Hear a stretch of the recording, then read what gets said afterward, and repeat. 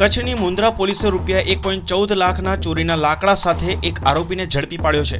પ્રાપ્ત માહિતી અનુસાર પોલીસે પેટ્રોલિંગ દરમિયાન 0 પોઈન્ટ સર્કલ પાસે એક ટ્રકનું ચેકિંગ હાથ ધરતા ટ્રકમાં લાકડા ભરેલા હતા, જે અંગે પૂછપરછ કરતા ડ્રાઈવર પાસે ચોક્કસ પુરાવા ન મળતા પોલીસે ટ્રકને ડિટેન કરી હતી।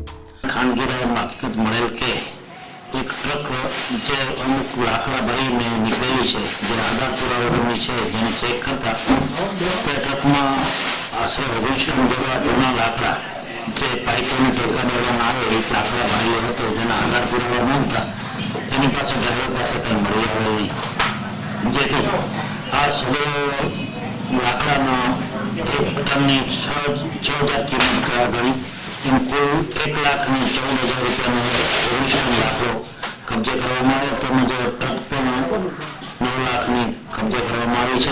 આરોપીને સકંજામાં લઈને પોલીસે તેની વધુ પૂછપરછ હાથ ધરી હતી, જે બાદ 19 ટન લાકડા જિંદાલ કંપનીના હોવાનું આરોપીએ કબૂલ્યું હતું।